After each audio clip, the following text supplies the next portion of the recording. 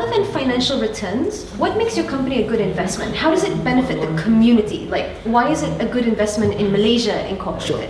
I think people are more discerning. People read more. They understand the issues. You talk about food security. They understand that they have a different angle when you look at things, politically, economically, things like that. The statistics in Malaysia, I think it was 2015, of all the agriculture, we have 70% of that are commercial crops. We're talking about the rubbers, the palm oils and stuff like that, which is a commodity we export out. Because we use a lot of our land for that, we have less land for the local usage. You know about the vegetables and the cows. So there is no market for it. There's no demand for it. What we want to do is to create that demand. You know, you talk about buying from your neighborhood pasar, your neighborhood market.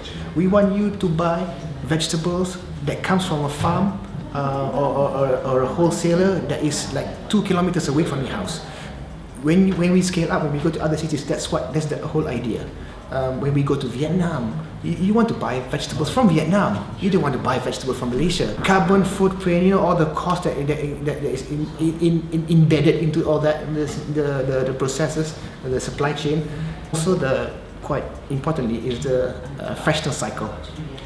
You know there's something wrong with your food if it can last for a month, when traditionally it should be only last for a week. Yeah. You know, they must put something in it to make it last that long. You know, fresh produce should last. You know, it should have a short freshness cycle. So that's the whole idea. You source all your products from your local pasar, from your local market.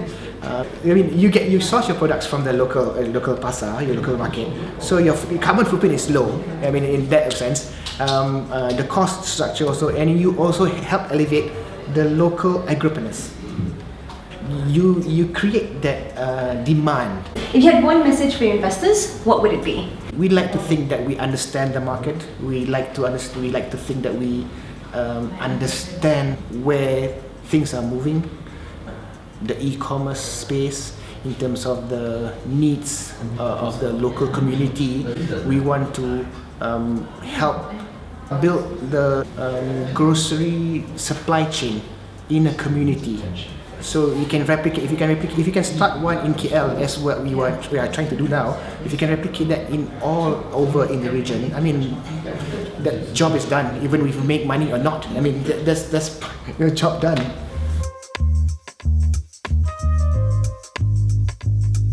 Where are you from? I am a local boy from Ampang, actually. And what's the most interesting job that you've had? I've had a few.